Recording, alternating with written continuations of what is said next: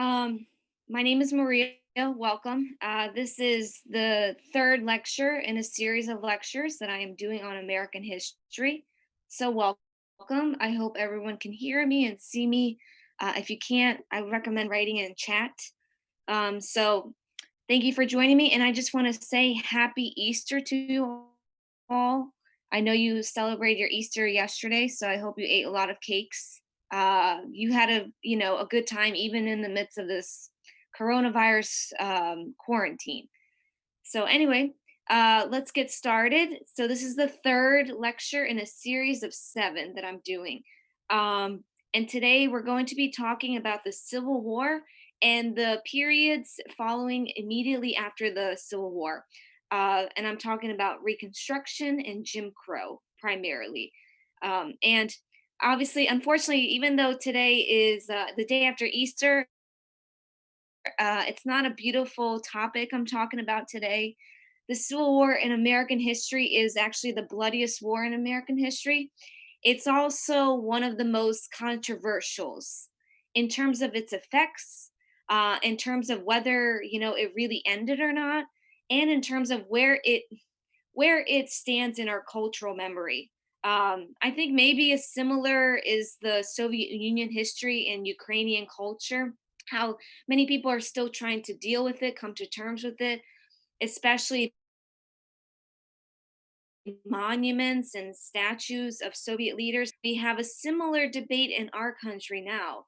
It happened actually a few years ago. We started to remove monuments of Confederate leaders and soldiers, and we'll find out who those people are and what does that mean, Confederate.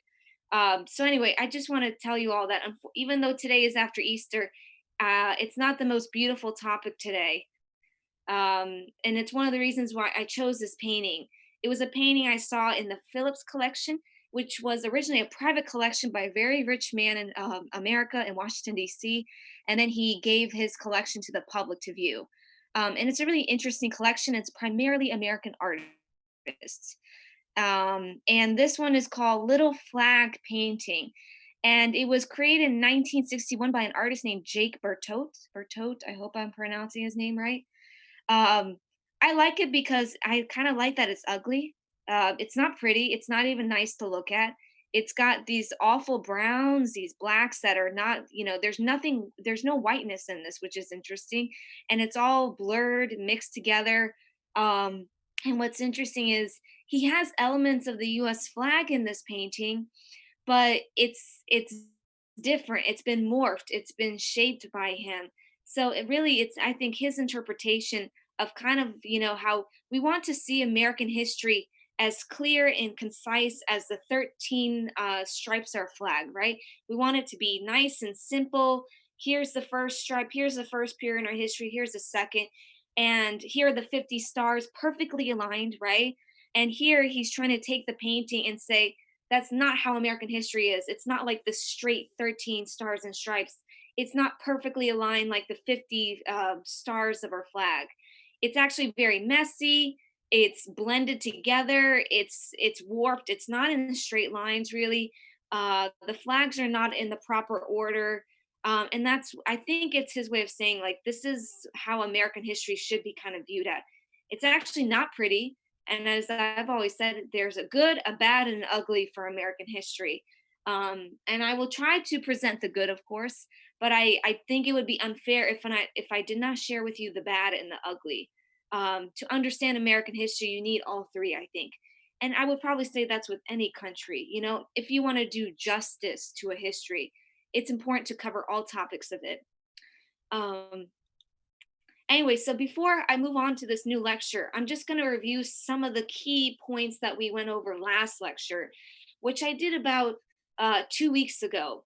So, first of all, what should be noted from last lecture is the US defeats the British twice. And this was very important because now we're really starting to show the world that, hey, we are really independent and we are a force to be reckoned with. You can't ignore us. You can't see us as this colony in America that was, once part of the British Empire. We are our own new nation. So that's important because it really establishes American nationalism and American sovereignty. during this time period before the Civil War.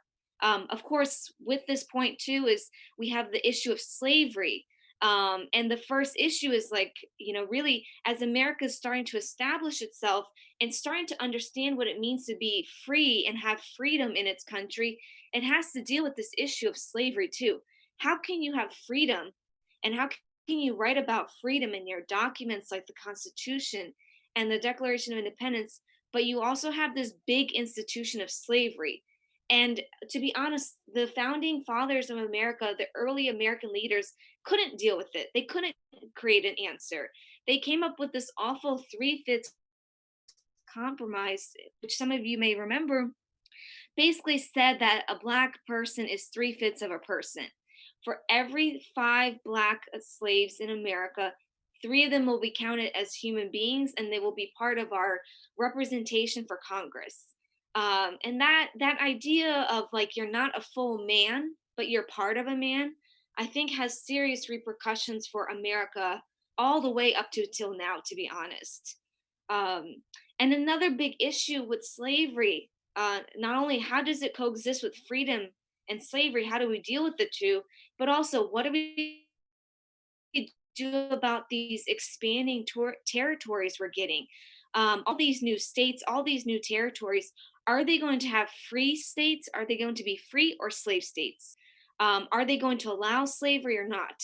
Slavery is legal in America, but states themselves can decide whether they're going to have it or not.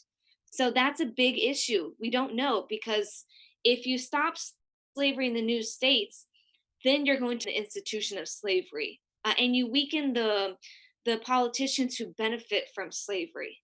Another big thing that we talked about last lecture was the Constitution. And even though sounds like maybe it sounds minor, but the Constitution of America is the most important document in our country. And it's a very important document in history. It didn't just establish America's governing body, how it would be set up. It had major influence and consequences for other nations. A lot of nations, after America gained its independence, copied our Constitution or were inspired by it. And it was really the first major constitution that said the power of the states and the government does not come from a god. It does not come from a king. It doesn't even come from the president. It comes from people. And the Constitution is there to ensure our securities, but it's also there to ensure our liberties. We'll establish a federal government, a powerful one, but we need to make sure that individuals still have their liberties. And these liberties are extremely important in America. We still have debates about them. We're having debates right now in coronavirus. We're having protesters who are protesting these self isolation policies in our country, and they say that it's kind of an infringement of their individual liberty. And then now we're having this debate. Well, should the federal government be the one to tell people what to do? Should it be the states? Or should people, individuals, decide how they're going to respond to this coronavirus? So the Constitution very much is a very relevant document, and it's I've heard from many people, it's a living, breathing document, and it's the same one that we've had since 1787. And lastly, the big thing also that we covered last lecture was the American system. And this is the idea that we have a ton of new territory. America, I think it triples its size actually during this time period. It's massive. It's far bigger than the 13 colonies and what America originally was. And as we gain new territories, the consequences of that is we get a lot more people, which I think is a good thing. But it's not a perfect thing, in the sense that we're having a bigger population growth, but we're also having a bigger immigration growth. A lot of immigrants are coming to America. They see that we're expanding. They see that we have new lands for them. They can kind of restart their lives. They have an opportunity to better themselves and their family.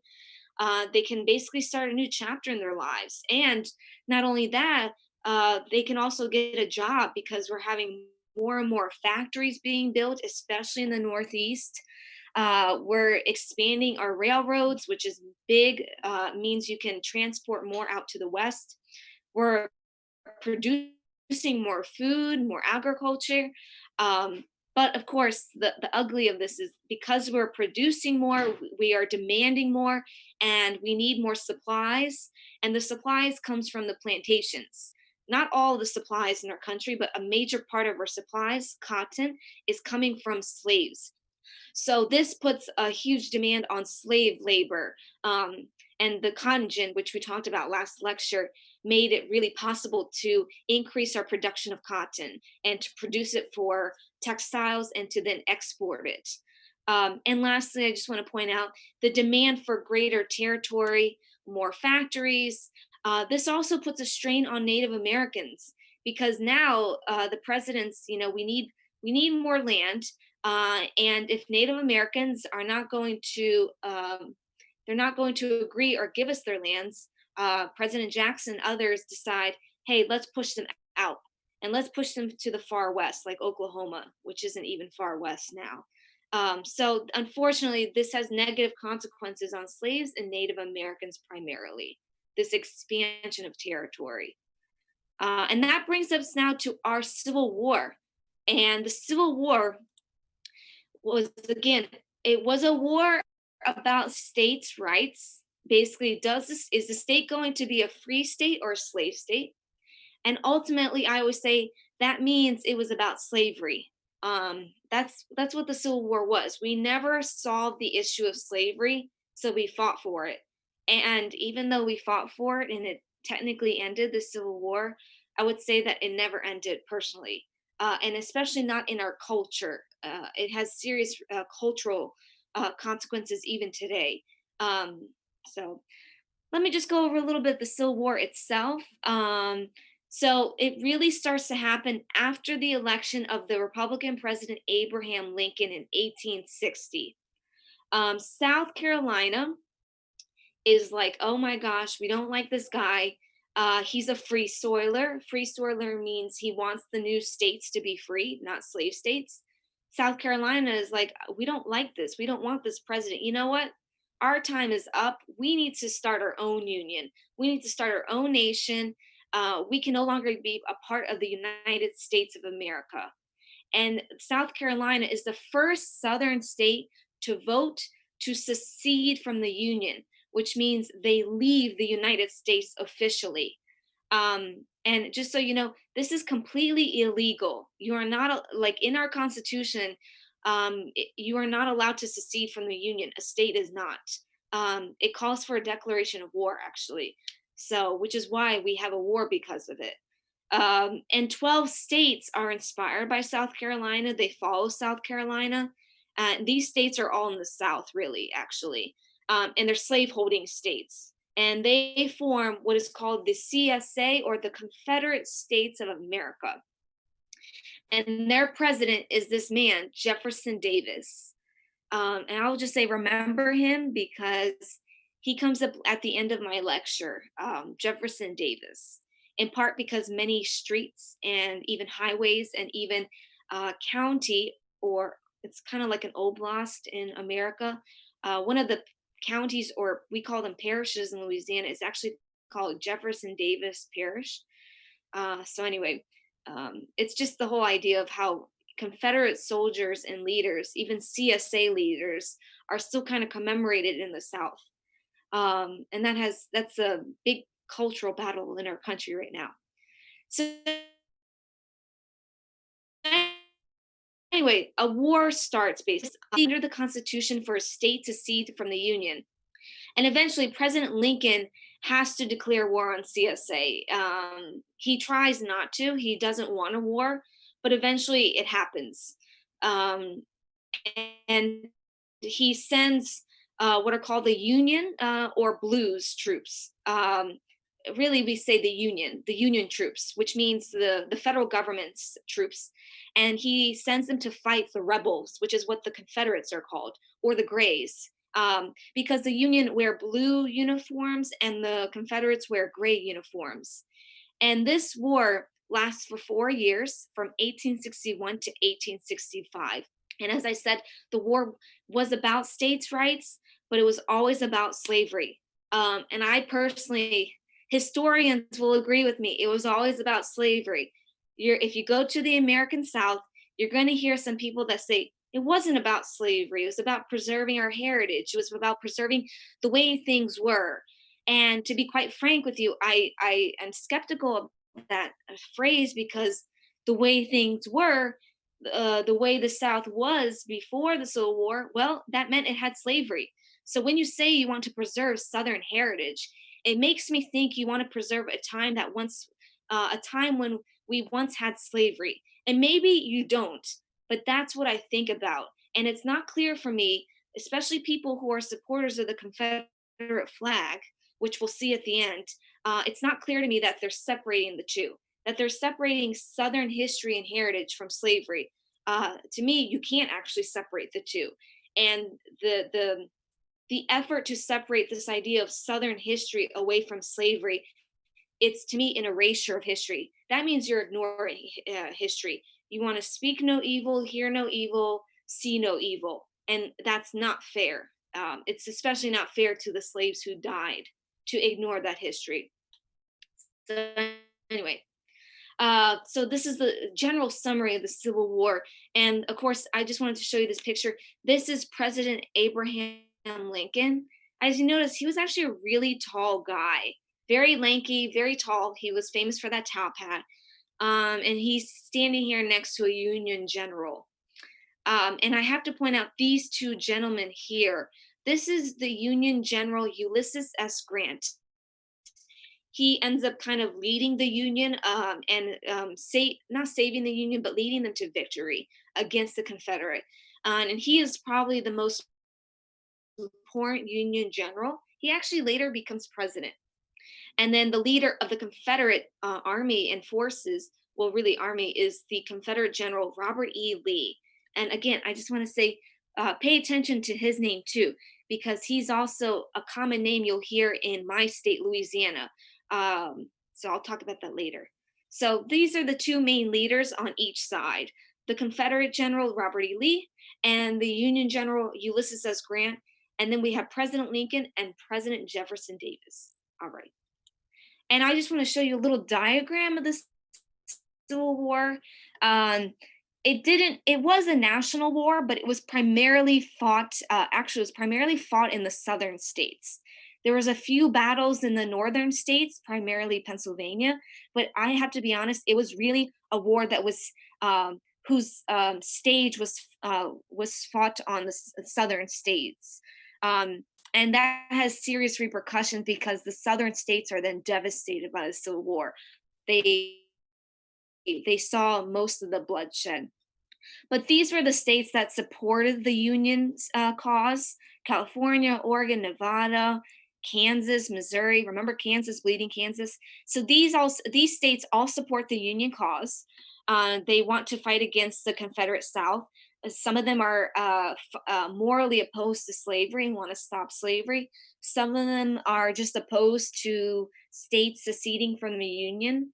Um, and these states all end up trying to send their troops and to fight against this Confederate states. And these are the Confederate states that joined the CSA. You have Texas, Florida, Tennessee, Arkansas, North Carolina, South Carolina. And right here is really the deep South. But I would say the most important state in the entire Civil War is really Virginia. This ends up being the capital of the Confederate state, Richmond, Virginia. And notice it's right near the national federal capital, Washington, D.C. And Virginia sees probably, I think, the most number of battles. So they are a very important state to keep in mind. So I just want to show you a diagram of kind of what are the Union states and what are the Confederate states. And this territory here, there are Americans settled in this territory, but they're not formally states. So they're not really part of the Union, part of the America yet. Some key battles in the American Civil War. Um, for those of you who aren't interested in battles, I would just say if you want to just take a break or something, you can. But I want to put the slide in because some battles are very important. And then some of you might be military history buffs. I'm not sure. But these are battles that you'll even see or hear about if you watch Civil War movies, Civil War books, or read Civil War books. So I'll just go over them just briefly. So the first battle is called the Battle of Fort Sumter. This is in South Carolina. It is the first official battle in the war. It is the battle that starts the war, basically. And it happens in April of 1861. So this is about 6 months after South Carolina secedes from the Union. The second battle is called the Battle of First Bull Run, and it's located in Virginia. And this was the first major battle between the Union and the Confederacy.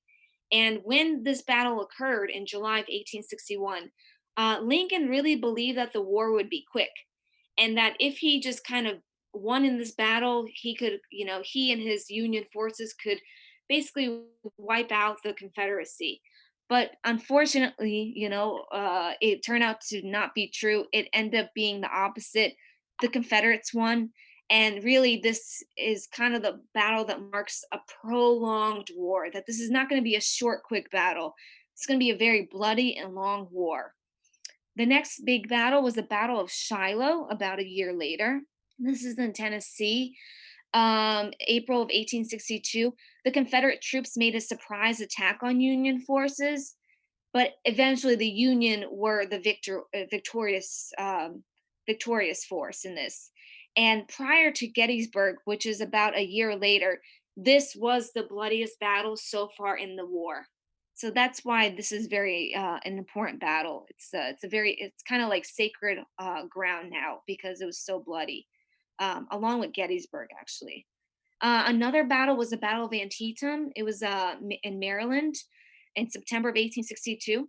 This was the deadliest one-day battle in American history, and it had over 22,000 soldiers dead. And it was a victory for the Union. The Confederate troops retreated. The Battle of Vicksburg. This is important. It's in Mississippi, and this occurs about a year later. And many say that this is the turning point in the war. Vicksburg is a city that is right by or right on the Mississippi River, and it connects. Once you get past Vicksburg and you cross the river, then you have Louisiana, Texas, and Arkansas. So once you defeat the city, then you cut off Louisiana and Texas from Arkansas. I mean, in Arkansas from the rest of the Confederacy. Um, so this was a very momentous victory for the Union because now basically they've captured the majority of the Confederacy. And let me just show you a picture. Oops, I'm really bad. The Vicksburg is right here. So notice if once they've reached here, they've reached the majority of the Confederacy. So and they've cut off these states from getting help from Virginia and South Carolina. So now the Union has basically captured the majority of the Confederacy and split it so that Louisiana and Arkansas and Texas can't get help from other states. So this is a very decisive battle. Another major battle is the Battle of Gettysburg. And to be quite frank with you, I think this is the most famous battle in the Civil War. At least when I was growing up, I always heard about it. And to be honest, I haven't even heard of some of these battles, but I'm also not a huge military history buff, so that's my own ignorance. But Gettysburg, every child in America knows about or hears about. Gettysburg is actually in Pennsylvania, so this is not in the South. Um, it is the bloodiest battle in U.S. history, and almost 50,000 people die in this battle. And the Confederates were defeated. It was a very decisive victory for the Union, and it's considered to be the second turning point in the war. Because when you have so many losses, casualties, and then you're defeated, it is a huge moral blow to you. It's really hard to pick your feet back up and then continue to fight and to continue to win. But it's a very important battle, and you can still see it today. I think people reenact it. It's now a museum and a park. I haven't been though. And then the last one is the major battle was the Battle of Atlanta. Some people call it the Burning of Atlanta. It was a major Confederate loss. Union General Sherman marched his forces. his victorious Union forces, and he burned the city of Atlanta. So he defeated the Confederate forces in Atlanta, and then just to dig the knife deeper in the Confederate side, uh, he burned the city. Basically, he burned all the major buildings, and it's a very famous point in history. It's called Sherman's March, actually, and it was a huge moral blow to the Confederates. Just so you know, the locals were evacuated, so he wasn't totally cruel and evil. He didn't just burn people to the ground. He tried to evacuate the locals, but he did want to burn the buildings down to basically give a moral blow to the Confederate. And this happened in July of 1864. Also, why this battle is very important is it helped to support President Lincoln's reelection in November of 1864. He was elected for president in 18 well he was elected in 1859, but he became president in 1860, and he's reelected 4 years later. So he's actually, you can say he's a two-term president, but we'll find out why his time is so short, unfortunately. So these are the key battles of the Civil War. And I just want to show you a map. This is a map of the key battles. Not all of the ones I spoke about are actually on here, but I just wanted to give you a frame of reference. The majority of the battles, as I said, are in the South. They're not in the North, with the exception maybe Gettysburg.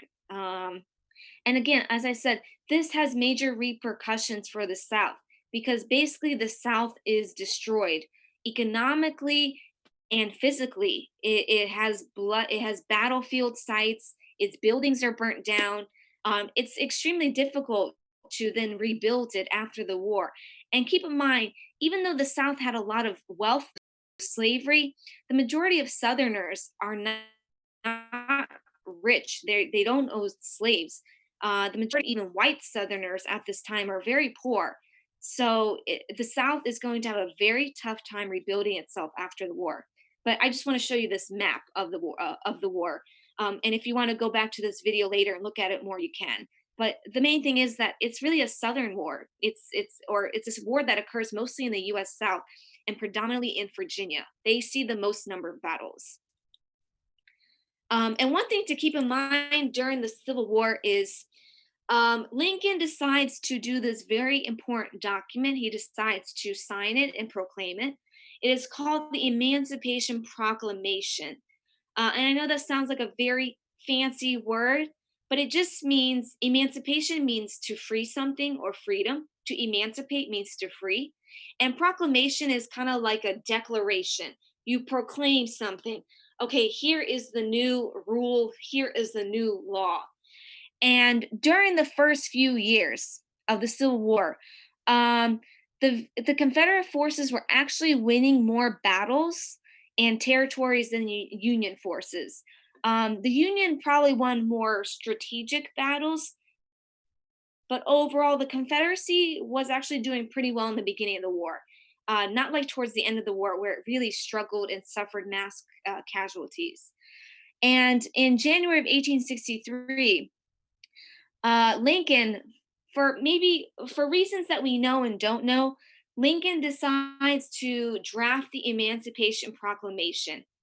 And to be honest, many historians think that he did this not so much because he was really pro-black, or he was very much for Black American rights. He did it in part because he wanted to weaken the Confederacy, and he wanted more soldiers to fight on behalf of the Union. So with the Emancipation Proclamation, he ends up freeing the slaves in America. But just so you know, it's not all the slaves in America that he frees. It actually only grants freedoms to any slave in the Confederacy. Now, this sounds like, oh, he only did it in the Confederacy. Why didn't he do it in the Union? Well, first of all, he did it in the Confederacy because he knew that if he freed the slaves, it would completely unravel the Confederate economy and the Confederate mindset. The whole point of the Confederacy was to keep slavery. That was the whole point. So if you free the slaves, it's like, what? You're just destroying exactly why we created this group of states. So it was a big moral blow, as we say, moral blow. He's trying to really create a mental blow on the Confederacy. He's also doing it because if you free 3 million slaves, you might get 3 million soldiers then. Because he said that any slave that was free could then join the Union army and the Union cause and fight in the Civil War. So this was a military move. This was also a logistical move. He needs more soldiers. Um, and the only thing about the Proclamation of Emancipation is that it granted freedom, excuse me, to 3 million slaves, which is actually 75% of the slave population, but it granted it in the Confederacy. And to be honest, I don't know how effective the Emancipation Proclamation was because the Confederacy, of course, is not going to acknowledge or recognize this Emancipation Proclamation. Why would they? I mean, their entire foundation is built on slavery. They're not going to accept Lincoln's document. They're going to try to keep slaves.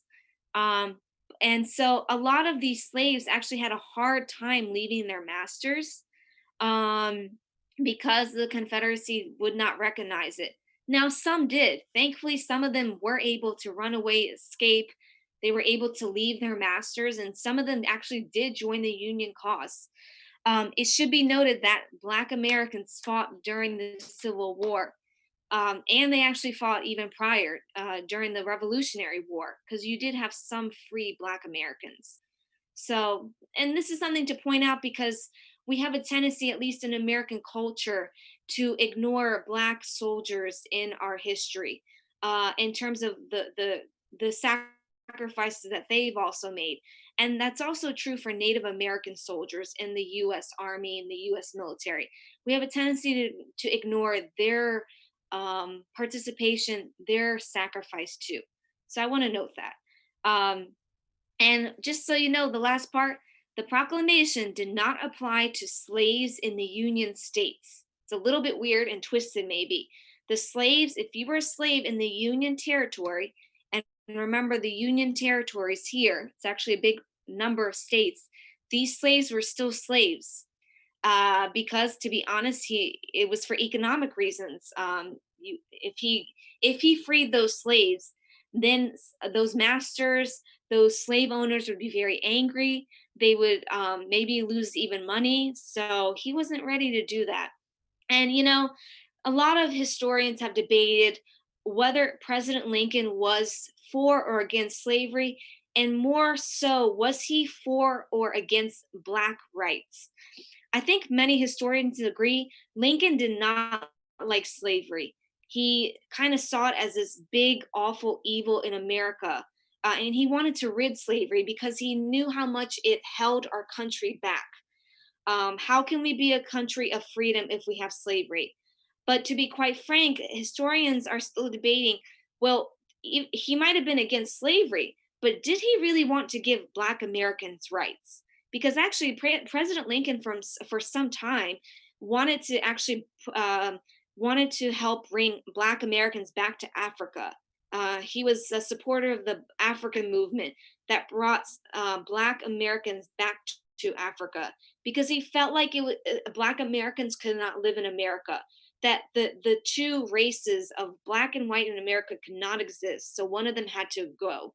It's not a very fair viewpoint because Black Americans have been in America since the beginning of American history, 1619, the first slave ship, and they can rightfully say that they helped to build America.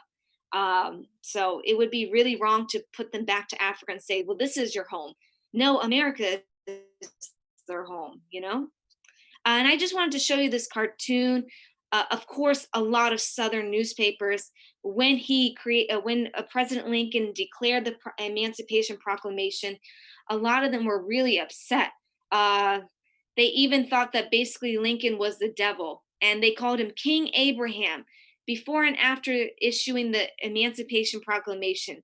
And he's taking his face off, his mask, and revealing that he's truly the devil because they believed he was the devil. They also believed that the federal government had no right to enforce this, that it was the federal government imposing its will on states. And this is very important because even to this day, a lot of Southerners are against federal laws and declarations over states' rights. More Southerners, I think, tend to be supportive of states' rights. And this dates back to even before the Civil War. There has always been this fear and anxiety towards federal government laws and regulations among Southerners and among Southern states. Okay, and I have to talk about Appomattox. I have a hard time saying this. Sorry, guys. This is a very famous location in Virginia. It is actually the site and scene of the final battle in the Civil War. This is when the Confederate Army surrenders to the Union leaders. And it happens on April 8th, 1865. And the Confederate Army, which only actually at the time had 30,000 troops, ended up facing a Union Army led by General Grant, the famous Ulysses S. Grant. He had 120,000 soldiers, Union soldiers. And for some reason, uh, excuse me, I believe it was President Jefferson Davis and Confederate General Lee thought that they were going to get more Union help. I mean, not more Union help, more Confederate help.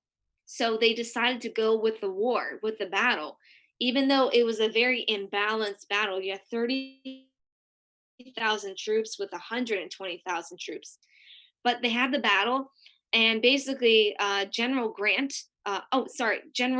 Robert E. Lee, excuse me. General Robert E. Lee decided, you know what, there's no way we can win this battle. We need to surrender. We're just too outnumbered. So Robert E. Lee, surrenders to General Grant. And basically, this surrender has a domino effect. Other Confederate generals also surrender in the surrounding states. So this is really, many people say, the final battle in the Civil War. It ends the Civil War, and it was actually the surrender was signed at the Appomattox courthouse, which is what it looks like present day. This is where the surrender was signed. And this was actually a painting by a man named Keith Rocco. He tried to paint a reenactment of the surrender. So you have here General Grant, I believe, and this is General Lee. They're signing and they're shaking hands of surrender. And then you have surrounding them other Union and Confederate soldiers. And I know they all have famous names, but I honestly don't know them, guys, because I'm not very good at military history. So forgive me. And then this is actually, as I say, the room where it happened. This is where the actual surrender of the Civil War happened, where they signed their documents of surrender. So this is the end of the Civil War. This is the final battle, the key battle, Appomattox. And it's in Virginia, actually, present day Virginia. Again, just to emphasize how Virginia is such an important state for the Civil War. All right. And before we move on to what happens after the Civil War, I just want to give you a few bullet points of Abraham Lincoln. He was actually called Honest Abe because he was known for his honesty. Like, he was a very honest and frank man when he spoke and when he wrote. And he is commemorated on our penny, our 1 cent. Um, and he's also on our $5 bill. So, you know how you have famous leaders on your Ukrainian hryvnias? We have famous presidents on our US dollars. So he's on the $5 bill. This is also a picture of him when he was younger. Um, I don't think he was the most attractive guy, but it doesn't matter. He had a really good brain. He was a very intelligent man. He also comes from very humble beginnings. He was born in a log cabin in Springfield, Illinois. He was not born to a wealthy family. He didn't own slaves. He wasn't a wealthy railroad man. He come from humble beginnings. I think that's also why he's so admired. He was the 16th president of the United States, and he was elected, remember, for 2 terms. He was supposed to serve for a second term.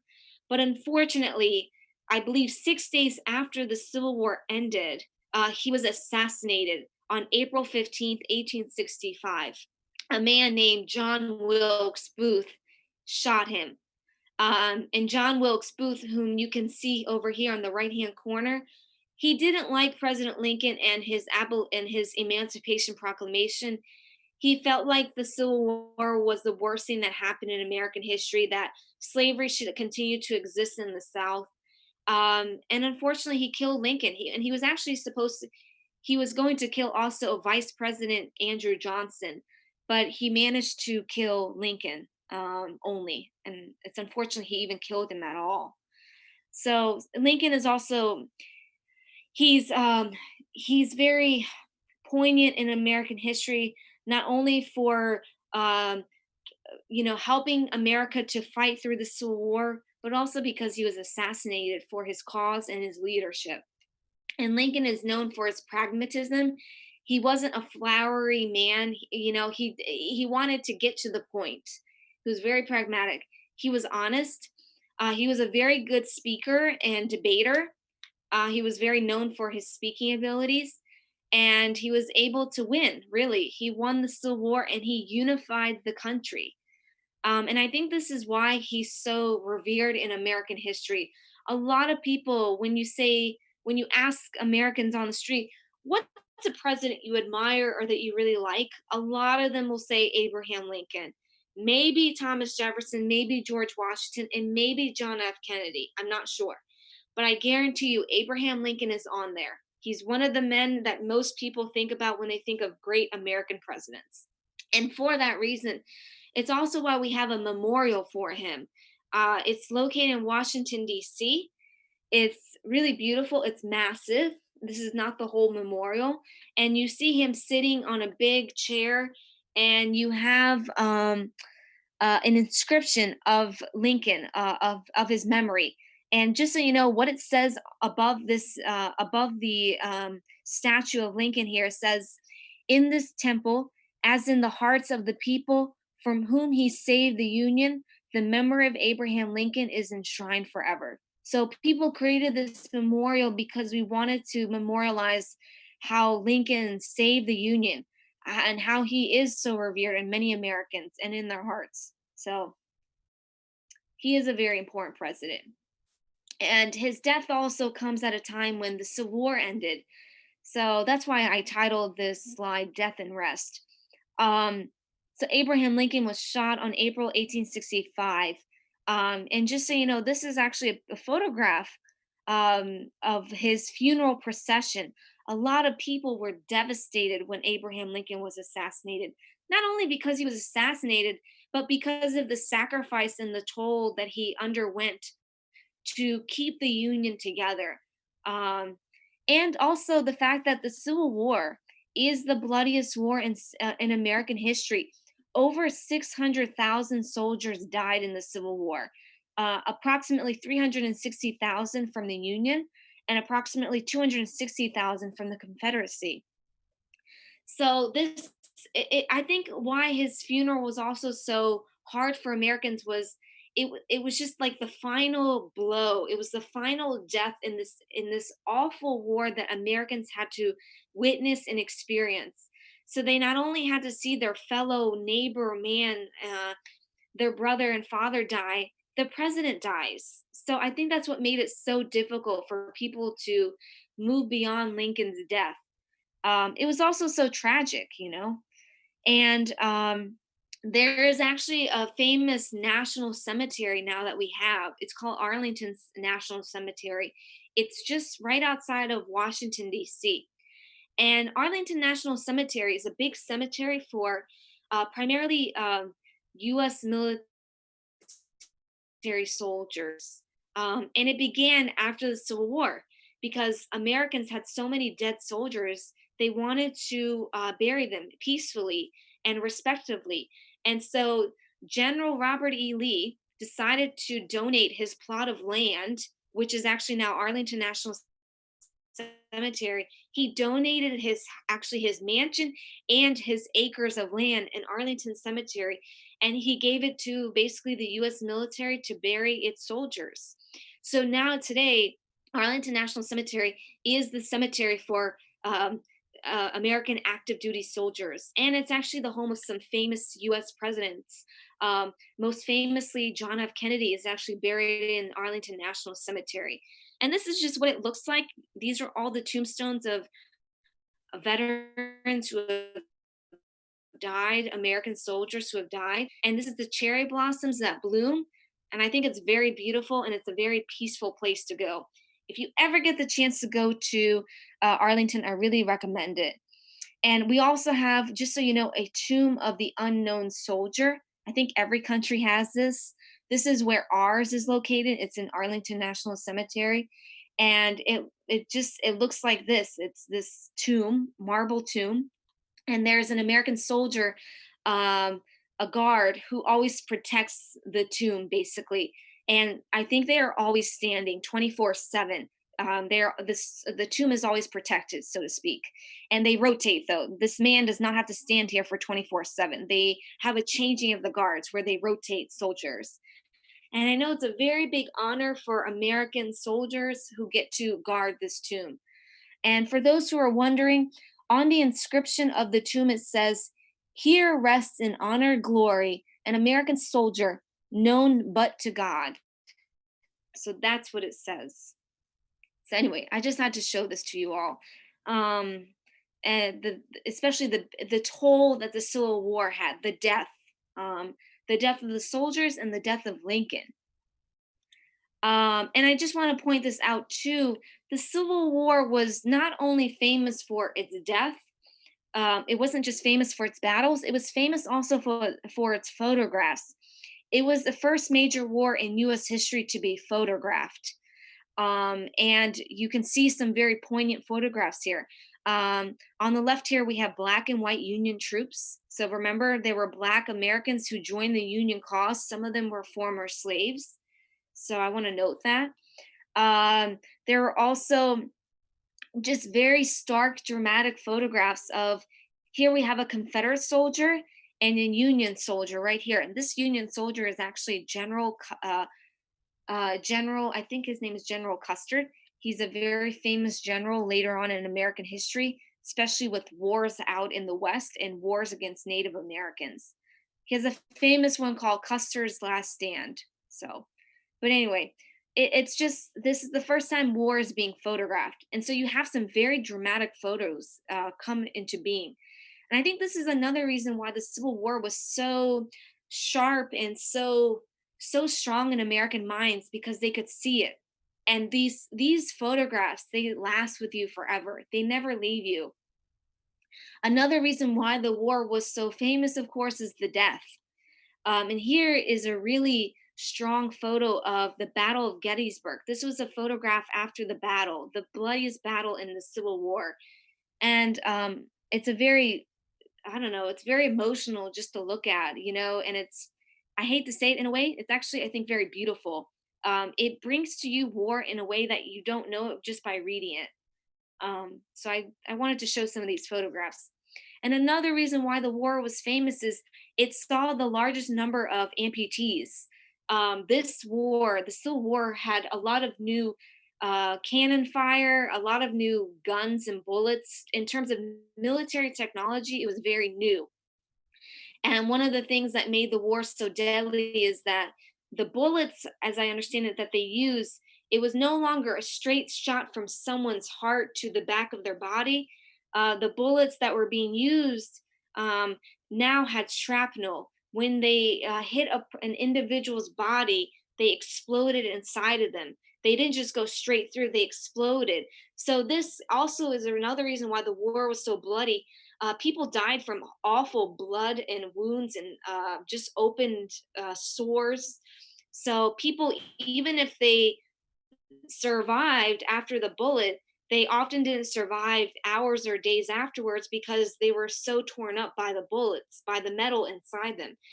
And it's also why we had so many amputations, and lots of Civil War soldiers who had missing limbs. They have torn off arms, legs. They are, they have visible scars on their bodies that are very hard to ignore. Again, I think that's another reason why the Civil War was so hard for Americans to move on, and they couldn't forget it because they saw it in the photographs, and they saw it in their fellow brothers and fathers and their neighbors. They saw the soldier with the missing limbs or the missing eye. It was hard to ignore. So I think that's why the Civil War is so strong in American history and American memory. And before I move on, there is actually, this is probably Abraham Lincoln's most famous speech. And it happened during Gettysburg. This is during the Battle of Gettysburg that he went to Gettysburg afterwards, and he makes a speech because he knew about the deadly toll that Gettysburg had. And I just want to read you the speech because it's very famous. It's almost just as famous as the Declaration of Independence, and it's a very beautiful speech. It's kind of his speech to the public about what is the purpose of the war and what needs to happen. Basically, what is the goal of the war? So I'll just read it to you.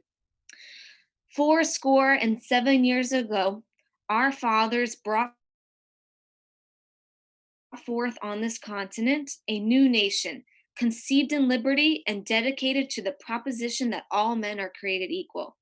Now we are engaged in a great civil war, testing whether that nation or any nation so conceived and so dedicated can long endure. We are met on a great battlefield of that war. We have come to dedicate a portion of that field as a final resting place for those who here gave their lives that nation might live. It is altogether fitting and proper that we should do this. It is rather for us to be here dedicated to the great task remaining before us, that from these honored dead we take increased devotion to that cause for which they gave that last full measure of devotion, that we here highly resolve that these dead shall not have died in vain, that this nation under God shall have a new birth of freedom, and that the government of the people, by the people, for the people, shall not perish from this earth. So this is a very beautiful speech. And he's basically kind of trying to, I think, renew the idea of what is this battle all about. Yes, it's about slavery, but it's also about this promise that we gave to ourselves, that our founding fathers gave to us, that all men are created equal. And we have to make sure that these soldiers, whether they're Confederate or Union, it doesn't matter, that their last breath wasn't for that, they did not die in vain, and that this nation that we're fighting for does not end, that it continues, that this idea of freedom, this idea of a government of the people does not die also. So it's not just that we as a nation die, or that we as a nation continue to be separated, but it's that the idea of which we were conceived, America, also doesn't die. So I think that's why it's such an honored speech in American history. It's kind of just a reminder, what is America for? What is it about? And what is this war about? Is it all in vain? Is it all for someone's ego? And he says it should not be. And this is also a photograph, actually, a rare photograph of him during Gettysburg, giving this 3 hours giving before he gives the speech. And this is him right here. So it's a rare photograph. Okay, so now we have ended the war.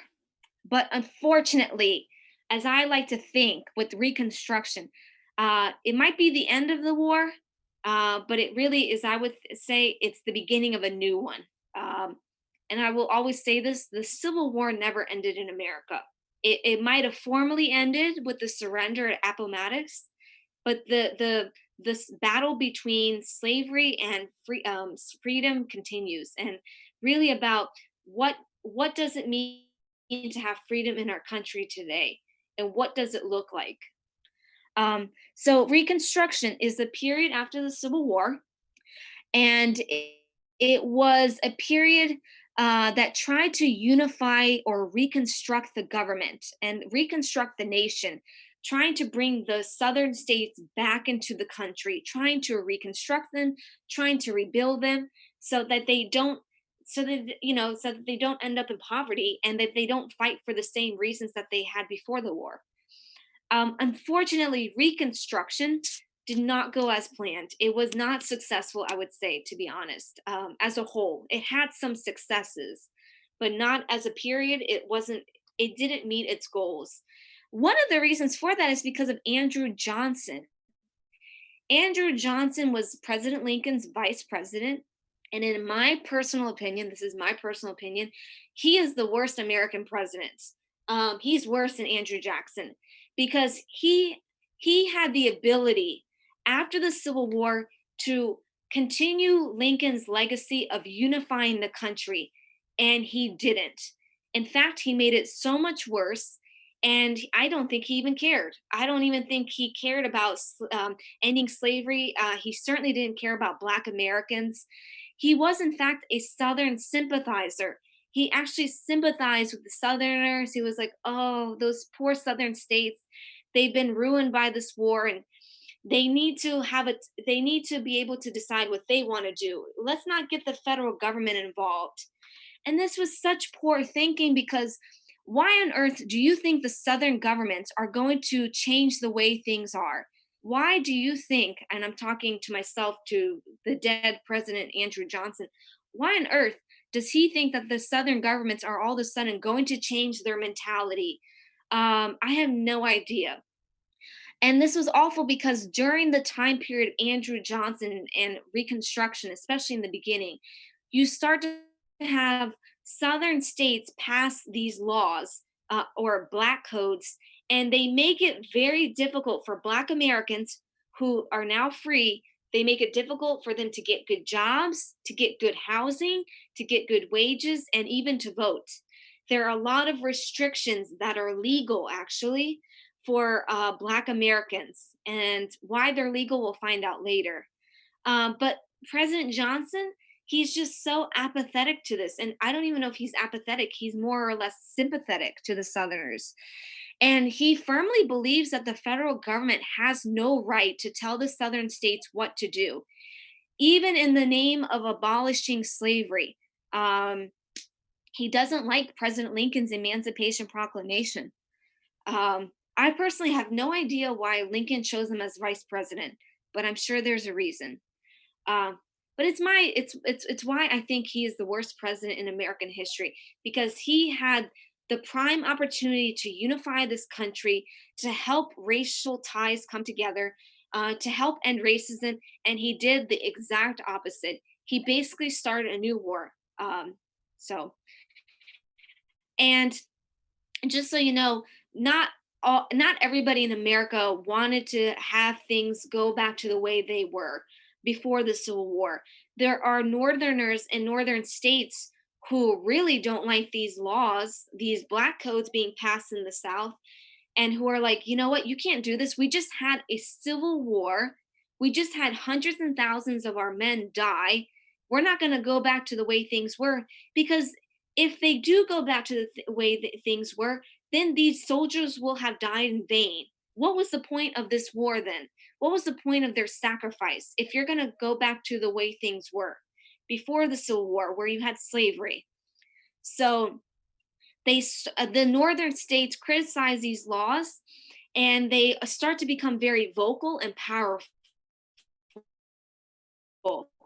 And a group of these northerners called radical Republicans, and there's actually some in southern states too, not just the northern things.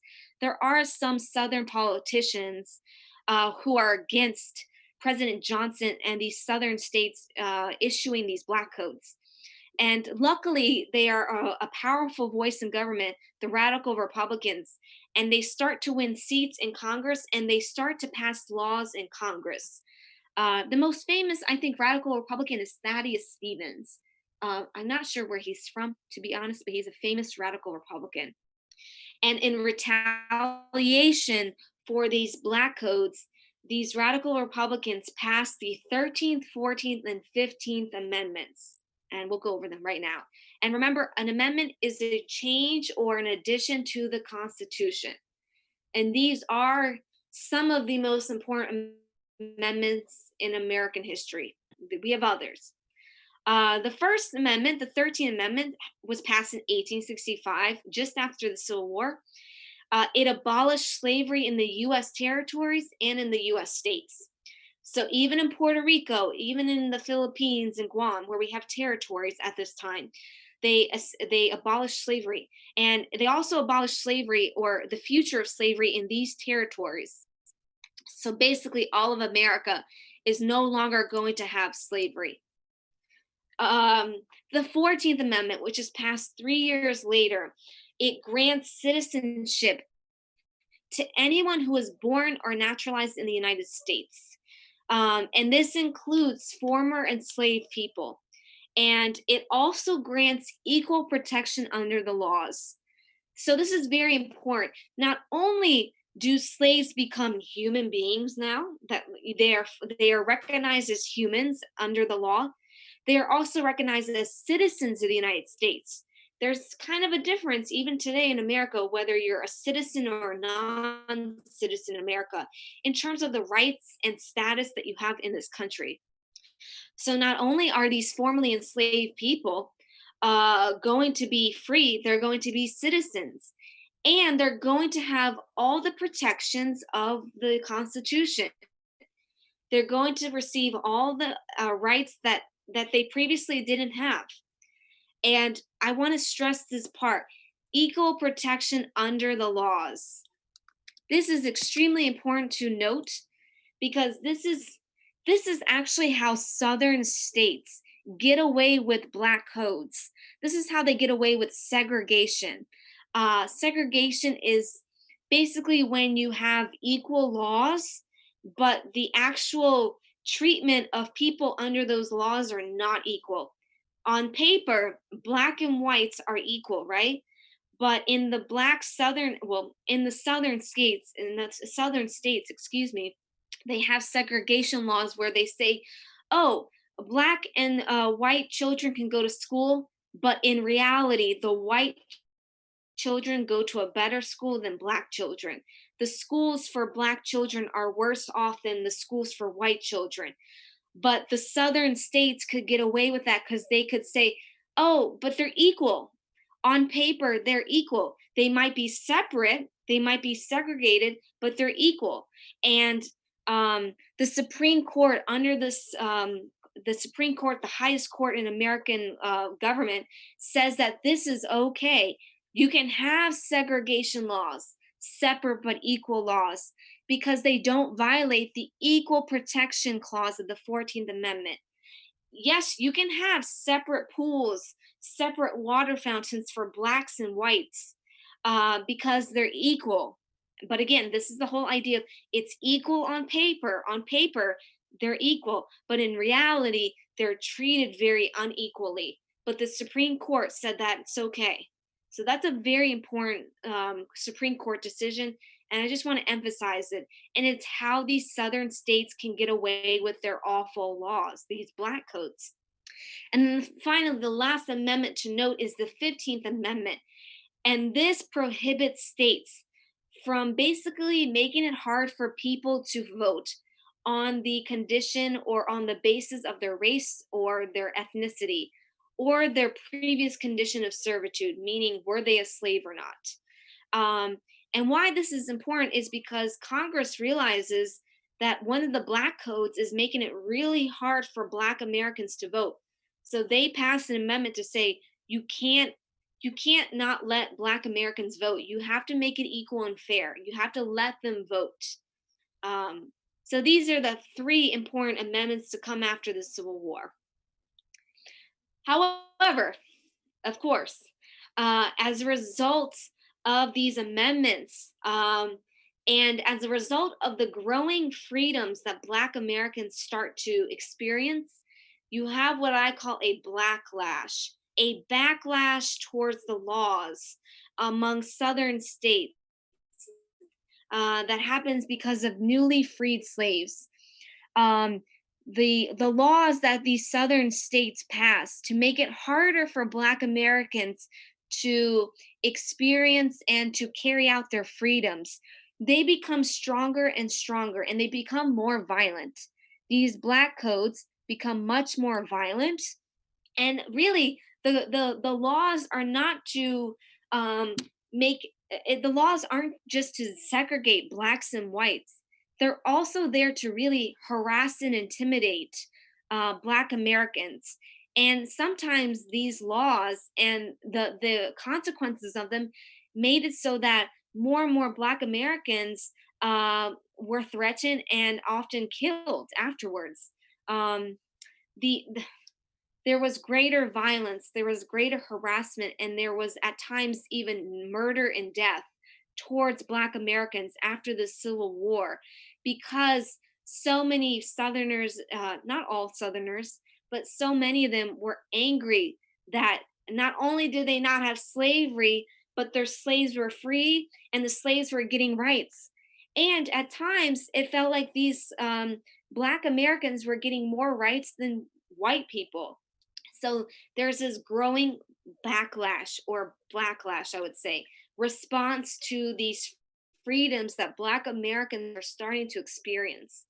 And it's one of the reasons why you have the Ku Klux Klan, the most famous white supremacist organization in America, even today. They're formed in 1865, and their membership, this is an organization to terrorize Black Americans and other minority Americans, like Jewish Americans and Native Americans. Their influence and membership grows. They become one of the most important organizations for white Southerners in America. And one of the things that they do is not only do this, it's not just the Ku Klux Klans, but other white personnel and other white people. They start to grow in numbers, and their violence grows because they start to kind of create this fear and to grow this fear among lower class whites that Black Americans are gaining the upper hand. Hey, they're saying to each other, look, these Black Americans, they're getting better freedoms, they're getting more protections by our government than we are. They should not be doing better than us. This is unfair, this is unequal, this is terrible, and it creates this insecurity. The Reconstruction period sees a deep insecurity among lower class whites towards Black Americans, because now Black Americans have the opportunity and the freedom to do just as well as whites, if not better sometimes. So, this insecurity, I would say, is what drives the violence during this time period. Um, it sounds maybe too good to be true or too simple, but I think this is why there is such strong violence during this period. And this violence, it begins after the Civil War and it lasts, I would honestly say, up until the 1950s and 60s with the civil rights movement. You have ups and downs of this violence, but it continues generally for basically another 100 years. Um, and that is what's so astonishing, that after the Civil War, basically, Blacks are denied their rights and freedoms. They are violently harassed and killed by white Americans. And this lasts all the way till the 1960s with the Civil Rights Movement. So it takes 100 years for us to really stamp out racism in our country. I mean, don't get me wrong, we still have racism in our country, but it's the outward violence of it continued for another 100 years in the Civil War, and we don't start to see federal protections of or against this violence until the 1960s. It takes America 100 years to wake up again. I don't know why, but it does. And I just want to point you out this cartoon, and it's a KKK member with a white league member, and they're kind of forming a bond. And this bond is again between white supremacist groups and lower class whites. They're shaking hands because, hey, the demoralization, the discrimination against the Black Americans, this is good for them. And this is why some people say that Reconstruction and post Civil War America is sometimes worse than slavery. It's, I don't know if that's the right term for it, because I can't imagine anything worse than slavery, really. but I would say it's definitely just as bad and as violent as slavery. And what's so awful about it is that on paper, America has freedoms and rights for Black Americans, but in reality, they're not able to obtain these rights. They're not able to exercise their rights and freedoms. So that's what's so terrible about it. And you see this Black American family, huddling. They're very scared, and rightfully so. And I want to point out this time period starts to see what we call sharecropping. Um, so prior to the Civil War, many Black Americans had no formal education, or they had very little of it. Of course, because they were slaves. How could they receive education? It was often done in secret if they got it. Many Black Americans, especially former slaves, they could not read or write because they never received that opportunity. They were always out in the fields. Um, and while slaves, they had, remember, their property, so they couldn't own anything. They had no land. They had no, I mean, they built houses, but it was technically not theirs. They could never claim ownership of anything, except not even their bodies, actually. So after the Civil War, we have this big problem of a lot of Black Americans. They're now free, but they're poor and they have no land. So what are they supposed to do? How are they supposed to grow their own crops? How are they supposed to start a new life for themselves? And some of them, especially in the South, what they decide to do, because they don't own land, they have no money, they start to do this exchange. Um, they have a contract where they rent land from a white landowner. And what that means is basically they will work on the land, they will grow crops, they will pick cotton, and in exchange, they'll get to live on the land. And they're able to own some of their crops that they grow and that they pick. So on paper, it's a contract, right? It's a contract for for your labor and for the product that you pick. Um, we'll give you some of this land that you can own. But unfortunately, of course, this is not how it goes in reality. In reality, a lot of white landowners, because they're the only ones who can own land at this time, really, they aren't they don't keep up this contract. They actually make it very hard for Black Americans to meet their demands. They demand unfair, unreasonable amounts of land. I mean, unfair and unreasonable amounts of crops. And if their if their Black tenants don't pick the right amount of crops, then they punish them. And now you have something that basically is like slavery again, where blacks are indebted to white landowners and they're treated horribly, and their children are treated horribly. And it creates this big cycle of poverty, especially among Black Americans in the South. This is really happening in the South, not in the North. So it's kind of, I wanted to share with you this slide on sharecropping. That's what the system was called, this contract, sharecropping, because it's an example of how basically slavery doesn't really end in America. Sharecropping doesn't really end until really the 1930s and 40s. Now we don't have it, but for a very long time, we basically still kind of had slavery. Maybe on paper it wasn't slavery, but in reality, it kind of was. And this is a photograph of Black Americans, African Americans picking cotton in Georgia in 1907. And really, if I didn't put the year in here, I wouldn't know what you were talking about. Is this before the war or after the war? Because the image is still the same. So it's just one of the difficulties that Black America faced. Another difficulty is Jim Crow.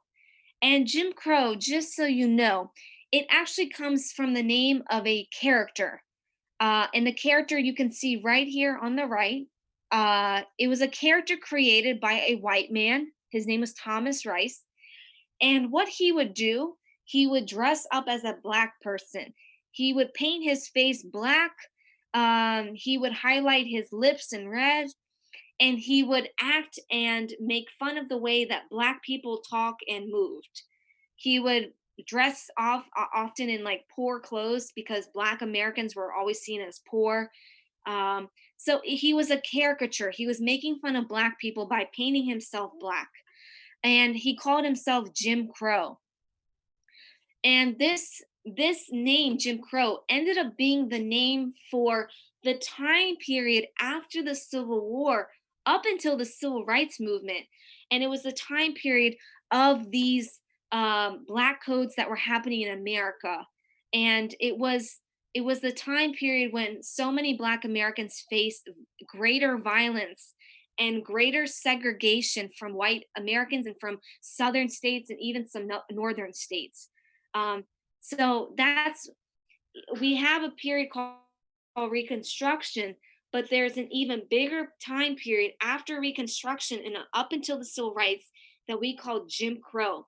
And this period refers to the violence and the segregation that Black Americans face. And this is just a picture of an actor. His name is Billy Van. And this is him before he paints in blackface, and this is him afterwards in blackface. And this is just a photograph of some white actors in blackface. They're painting themselves in black paint, and they're basically acting in stereotypical ways of Black Americans. And just so you know, today, if you do blackface in America, it's a big, big no-no. It's awful. Like, you're rightfully so criticized. This is not socially acceptable in our country anymore, thankfully, because it comes from a time period, blackface, when Black people were made fun of. And that when you make fun of someone, you degrade them. It's really another way of degrading Black Americans. Apart from actually legalizing violence towards them, actually harassing them and arresting them, now you make fun of them by dressing up like them. Um, so I just want to point this out. It's called Jim Crow, this time period, and it's named after a character. As a result of Jim Crow laws, as a result of this great backlash, again, that's what I call the backlash, the response among white Americans toward Black freedoms, a lot of African Americans, especially in the South, move. They need to escape this violence. They're also seeking better economic opportunities. The South, again, let me remind you, it's really suffering after the Civil War. It doesn't have a lot of opportunities for Black Americans. So a lot of them move to the North, to the Midwest. This area is called kind of the Midwest, and they also move west. But the majority go to the Northeast and the Midwest. They go to cities like Chicago, Detroit, Philadelphia, New York. It's why you have so many Black Americans now, even today, in those cities, because they moved during this time period that we call the Great Migration. And the Great Migration, it actually starts really in the late 1800s, but it the biggest number comes from 1960 during World War One to even all the way up to 1970. You have this mass movement of Black Americans from the South to the Northeast. And this is really important, actually, because during the Great Migration, African Americans, with their freedoms, even though they still face violence and intimidation and harassment, they still have some freedoms, and they're able to live in their own communities. They're able to form a new culture for themselves. That's not to say that they didn't have a culture under slavery and that they didn't have community under slavery, but now they have greater opportunity to do it openly with each other, to do it with more numbers. Because if they formed their own communities during slavery, oftentimes they were punished and harassed for it. But after slavery, they're able to do it out in the open. And what's great about this actually is you start to have what we call a Black Renaissance in America. You start to have a, a huge growth in African American art, African American music, and African American literature. And this is the time period where Black Americans are. It's not just a reconstruction for all of America. It's also a reconstruction for them. They too were separated and devastated during the Civil War, but now they get to come together and to form new lives for themselves. And they start to form new identities. And this big Black urban culture starts to grow. And you have some things called the Harlem Renaissance, even is an example of this Black culture. It's in Harlem, New York, which is in Manhattan, New York. There's this huge community of Black artists in Harlem, New York. One of them is actually Jacob Lawrence, the painter here, who paints actually a series of paintings about the Great Migration. And he's part of the Black Renaissance and the Harlem Renaissance, specifically in New York. And one again, let me just say this is important because with this newfound identity and community, Black Americans start to protest the laws that are happening in America. The Black codes in America, they start to protest and they start to fight against them. And they start to even go as far as to be arrested because they realize that being arrested is worth it if they can try to change the laws in America. They form organizations, they form protests against the inequalities that they're facing and that others are facing in America. And this eventually is the reason why we have this civil rights movement. These Black organizations that form during this time period, they grow in number and in influence, and they fight back. They fight back against the laws, the segregation in America, especially in the South. And this is also a time, just so you know, of the birth and the growth of Black colleges and institutions. So not only are there greater Black arts and literature, there is just general a greater amount of Black Americans being educated, and this is very important because now they can communicate in different ways. They can really mobilize. They can gain an identity, and they can speak about their identity and write about their identity in a way that transcends just their community. You know, they influence others in America. Um, and this is the map of the Great Migration. And then this is Jacob Lawrence. This is one of his paintings that he did about the Great Migration. And it's called And the Migrants Kept Coming. So this is just a painting that he did about the migration. Um, and before I finish, I have to end my presentation with this slide. So as I said to you, the Civil War never really ended in America. And what I mean by that is today we've had this movement in America of wanting to remove Confederate soldiers and monuments. Um, After the Civil War ended in America, we had actually, ironically, this birth and this movement in the South, especially to commemorate Confederate soldiers and leaders. And we named a lot of streets after them. We named a lot of places after them. We had monuments built for Confederate soldiers because I think this goes to the idea that the Civil War never ended in not just today, but in among many Southerners after the Civil War, they couldn't accept the fact that the South lost. They could not accept defeat. And so they made these monuments to commemorate these soldiers, almost as a way to say, even though you Northerners even though America thinks we lost the war, we're still going to honor these men because in our hearts and minds, they never lost. In our hearts and minds, these men, these soldiers fought for a cause that is still worthy today. Um, and we had in the past 5 years a movement among particularly Black Americans, but also many white Americans also don't like the Confederate soldiers. And there started to be this protest of removing these Confederate soldier monuments. A famous one in my city, New Orleans, was we had a monument here of General Robert E. Lee, the Confederate soldier, the Confederate leader of the Confederate Army. We had a monument to him, and it was actually called Lee's Circle. It's in New Orleans, and we removed his statue. And this is actually what it looks like today. The monument's still there, but there's no Lee on top. Um, and there was a huge protest movement, and this is just a picture of a protester.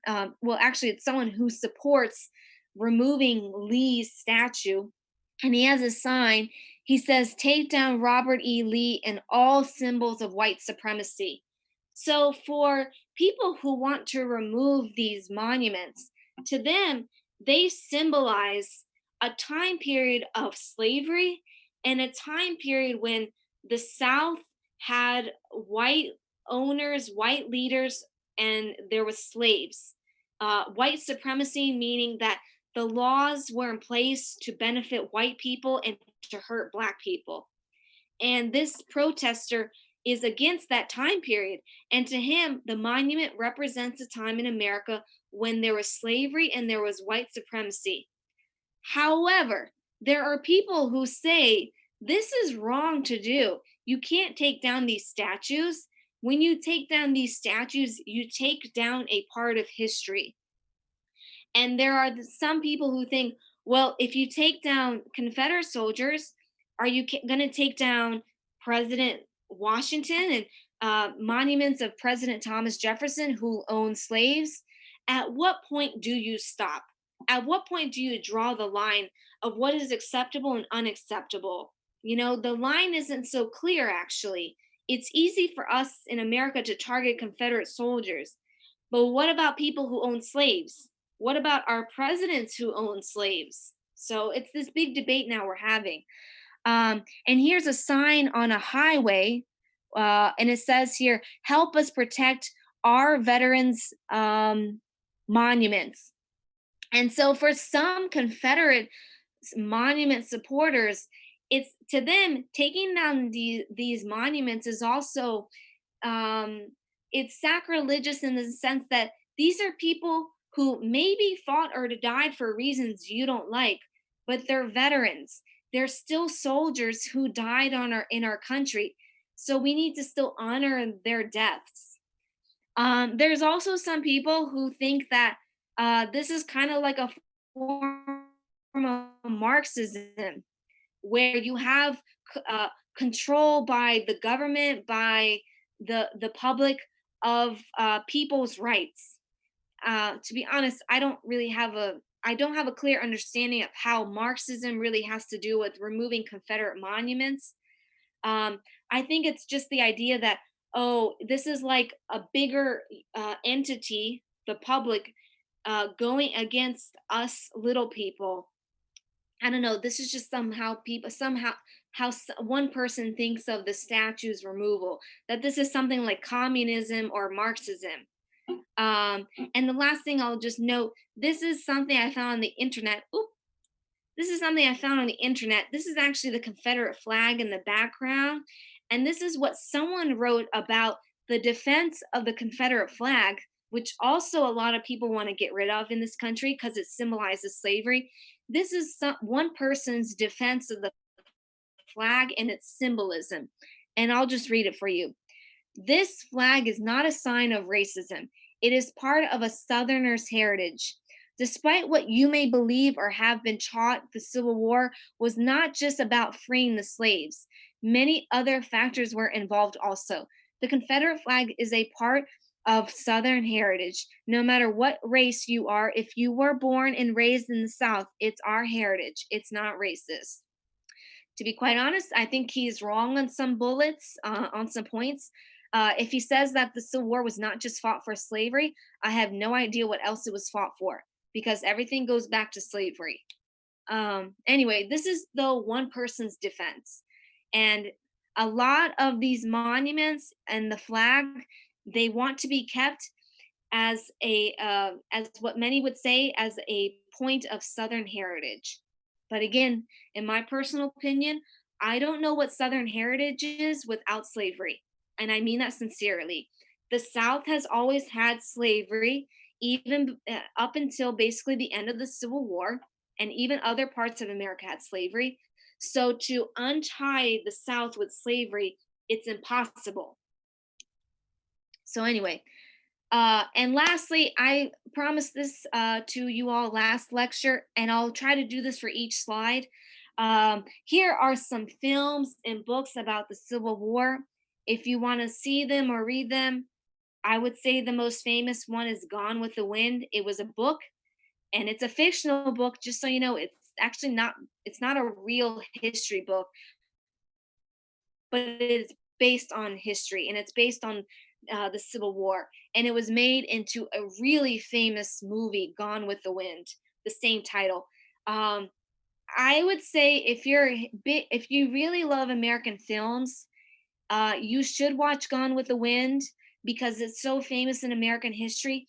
But just note, it has some flaws. It has some inaccuracies. So and then Coal Mountain was a recent film that came out that was good. It was also a book. I like Dances with Wolves. This is actually about American West after the war. Uh, this is one of my favorite books about the Civil War, but it's extremely long.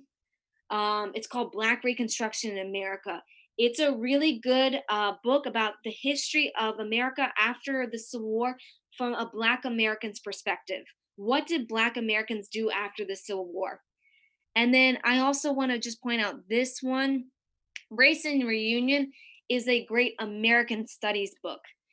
It's about what did the Civil War mean in American memory, in American culture. He's not so concerned with American uh, history and simple facts. He's concerned with how did the Civil War, how did it translate in American minds? You know, what did Americans think about it culturally in their newspapers, in their everyday talk? So I recommend that one too. But these are a little bit difficult. This is definitely advanced English. A lot of history books are, unfortunately. So, but there are some movies that are really good too. And Glory, just so you know, is a movie specifically about the Black Union Regiment in Massachusetts during the Civil War. I believe they were from Massachusetts. So this is kind of the Civil War from or not from, but how did Black Americans fight in the Civil War from a Union's perspective? But this movie too has flaws. So anyway, this is the end of my lecture. I know it was kind of a lot, um, but I really didn't want to emphasize a lot about the Civil War and what happened after the Civil War. As I've said before, I think the Civil War in America, besides World War II, are, is the most important war in American history. You can't understand American history and American culture without studying the Civil War, and I would say also without studying World War II and subsequently the Cold War afterwards. But here is my contact information if you want to email me or text me on Telegram. Uh, my next lecture is planned for May 4th over our industrialization, which we're going a little bit back. Immigration, this is all during the 1800s, but then moving into the early 20th century with World War I and the Great Depression. So those are the next topics. But I want to thank you all for joining me, and let me see if there's any if anybody has any comments or questions. um, I think you can type it in YouTube, but I'm not sure. Oh, this is my Zoom app, guys. um, anyway, I'll just wait a couple of minutes. Maybe some of you typed questions into the YouTube page. Olha will send them to me. But thank you all. I hope this was a good lecture. I know it was a lot and maybe very focused on the Civil War, but I think it's very important because we're still dealing with it today, especially the issue of monuments. So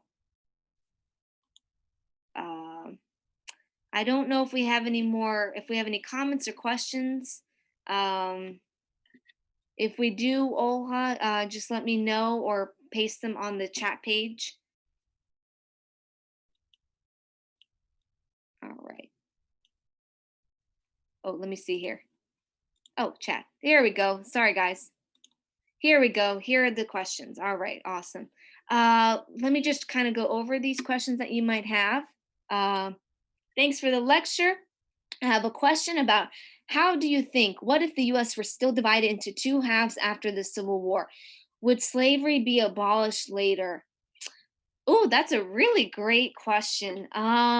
If we still had a States of America and the rest of America, I do think eventually slavery would be abolished because eventually the world ended slavery, right? Like eventually even England and other nations in America, in the Americas, in Brazil and other places, they eventually abolished slavery. And so that means that also because slavery is abolished, it means economically your nation and your your nation changes as well. The country changes when slavery is abolished. Um, Maybe you don't. How do I put this? Let me just go back a little bit. We abolished slavery in America, but we still had remnants of slavery. Like I was giving you an example of sharecropping. We still had elements of slavery in our country even after slavery ended. And to be honest, we still do today with the mass incarceration of Black Americans in our prisons. Our prison systems, to be quite frank with you, they look and feel a whole lot like slavery and plantations. And if you want a good example of that, I recommend Googling Angola State Penitentiary. It's a prison in Louisiana. It was actually formerly a plantation, and it was later turned into a prison. And the prisoners, the majority are Black Americans, as well as Brown Americans, Latinos, and they work in the fields and they farm and they sell their goods for a very low price. So again, it's very reminiscent of slavery. Um, so I do think, even if we still had the Confederate States of America, I do think a slavery would eventually be abolished. But to say that slavery ended in America, it did formally, but we still have like remnants of it, legacies of slavery. Question number two: what if the Civil War was a war for power, not for the Black people's rights? The Civil War, though, was in some ways a war for power. I would disagree with that because the power was also among slavery. The only reason why the southern states had power and had representation in Congress and had uh, lots of representatives and senators, especially representatives, is because they had slaves. Remember, it took five slaves to count for three white men. We had a three-fifths compromise. So so slave states were disproportionately represented in our Congress. So I don't think we can separate and say that the Civil War was only a war for Black people's rights. It was actually a war also for power, but the power specifically was about the power of slavery and the power that slavery brought, economic power as well as political power. So I don't think you can separate the two. Nowadays, it's not about slavery because everyone is protected under the law. But what about social discrimination? Right?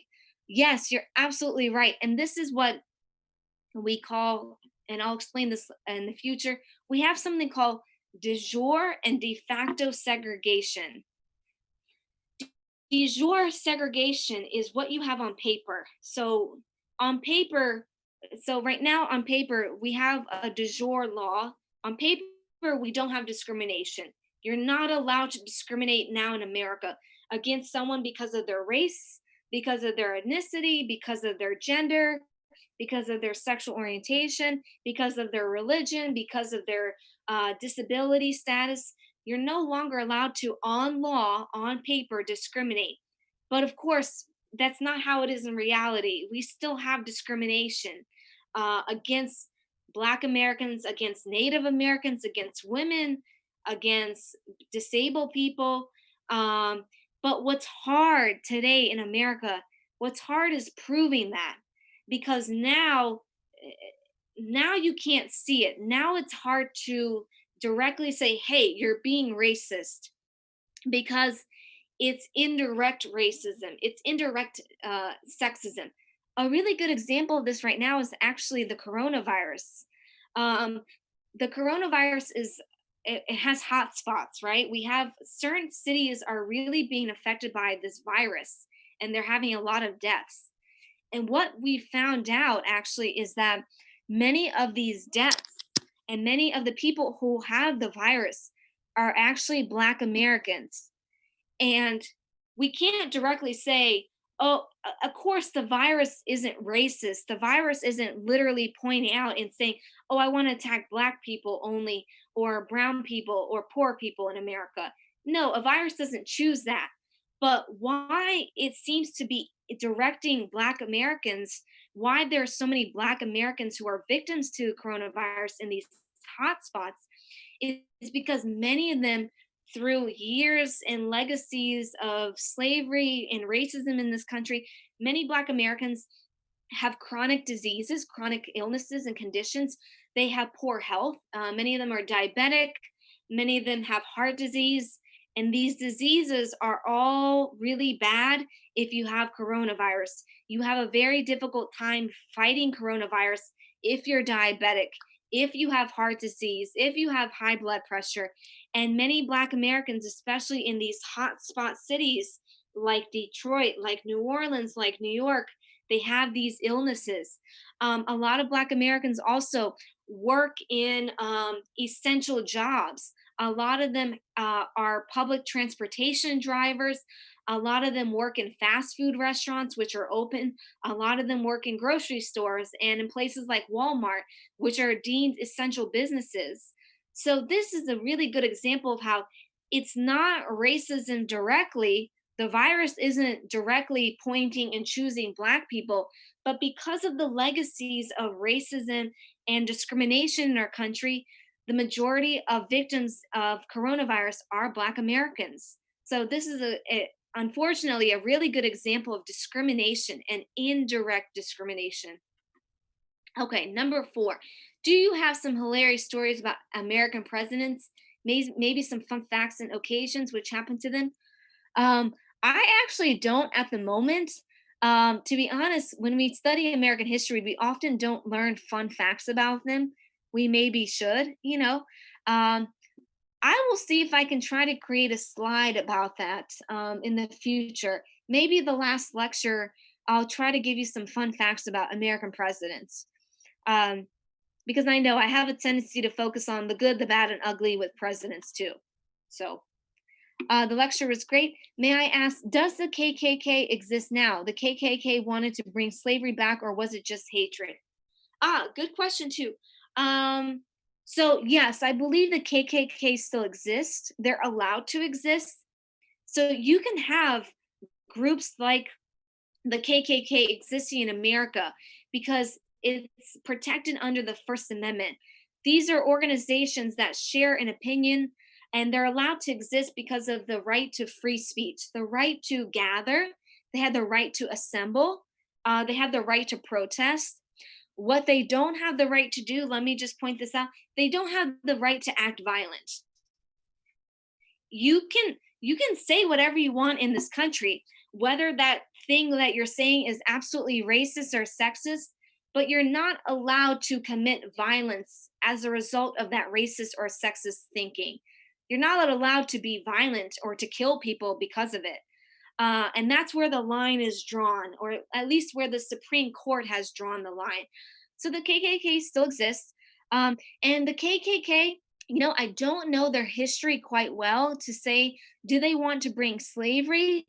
Uh, maybe, maybe not. They certainly did not like white Americans not being powerful. What they really wanted to bring back was power for white Americans, power over not just Black Americans, but power over other minorities. A lot of white supremacist groups in America are not only racist against Black people, they generally don't like brown people, Latinos, they don't like Asian Americans, they don't like Native Americans, they especially don't like Jewish Americans. I don't know why, they just don't.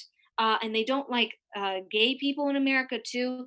They they just don't like a lot of minorities. They think that America, the best time in America was when white Americans had power, and the people who had that power should have always been a certain group of white people, um, meaning that they were WASP, white Anglo-Saxon Protestant. The KKK used to actually be against Catholics. They used to be against Irish, and they used to be against Italian Americans.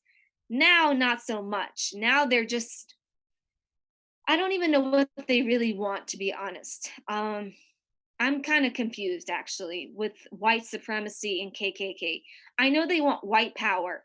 Uh, they want whites to be in power, but I don't know what that really means. Many thanks for the info. Waiting for the next lecture. Awesome, guys. Next lecture, May 4th. Number 7. Working conditions for Black people were worse than for white people during the industrialization period. Thanks. So, um, to be honest, I don't really know. I know that for during industrialization, and I'll cover this next lecture, industrialization, the conditions for white workers were often really bad, actually. Um, we don't have labor laws like we do today in terms of a 40-hour work week, in terms of overtime pay. We didn't have that until till like the 19 teens and the 1920s. So for a very long time period in America, if you worked in a factory in America, you were often treated awful. You didn't have rights, you didn't have protections. Children sometimes were even in factories working. We had terrible conditions for all workers, and that included white Americans and included Black Americans. However, during Jim Crow, there comes a time period, even among factory workers and factories, where Black Americans still don't receive the same rights as white Americans. As we start to have protections for factory workers, and even when we have federal government help like Social Security under President Roosevelt's Franklin Roosevelt, a lot of these laws are only for white people. They're not for Black people. Um, I don't know how they get away with that, but they do. So, in the beginning with industrialization, there wasn't so much discrimination among white and Black Americans. But after the Civil War with Jim Crow, a lot of white Americans, they don't like the idea that now a Black man is equal to them. A lot of them feel insecure and inferior. So they start to pass laws and they start to treat Black Americans, whether in the factories or out in the fields, they treat them awful and they start to support segregation. Um, Number 8, were there some Black people movements against the KKK? I bet there was. In general, the civil rights movement um, were they were against all white supremacy. They were not the civil rights movement under Martin Luther King, with Malcolm X. Even they weren't just for gaining protections and rights for Black people. They were also against white supremacy. They didn't. It's not just that they wanted rights and freedoms for Black Americans, but they didn't want white supremacists to have power. They didn't want them to have the power and the support of politicians. So I don't know any specific movements that fought directly the KKK, but certainly there were Black Americans who were against white supremacy, who were against the KKK. Um, and unfortunately, I didn't actually mention this in my slide, but during this time period, a lot of KKK members and white supremacist members, they engaged in what we called lynchings. This is an unfortunate and ugly past, an ugly part of our history. We had a lot of lynchings in America after the Civil War and before the Civil Rights Movement in the 1960s.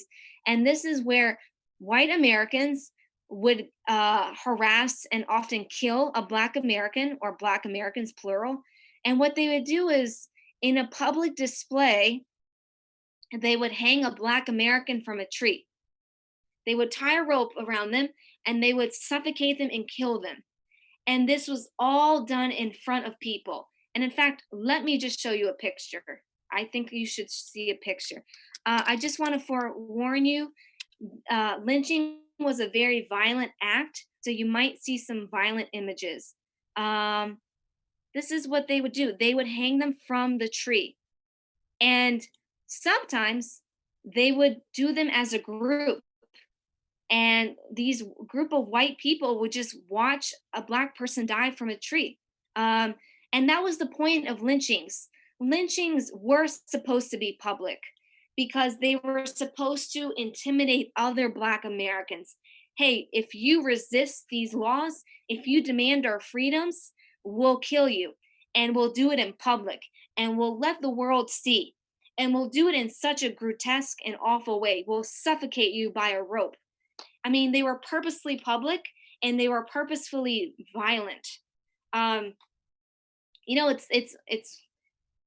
it's it's one way to die by a bullet, a quick shot, and you're buried. But there's something extremely cruel, I think, and everyone in America would agree today. There is something really cruel about lynchings, because you're not just killing someone; you're killing them in front of a group of people in public, and you're doing it by suffocating them. You're tying a rope around them.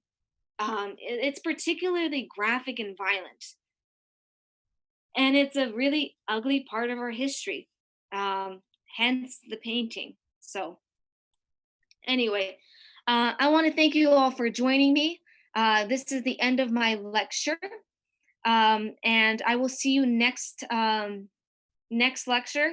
It'll be May 4th in the evening, I think around 6:30 p.m. your time. So I look forward to it, and we'll continue, on our American history quest.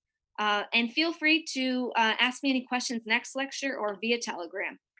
So thank you all, and I hope you all have a good evening, and I will see you next time.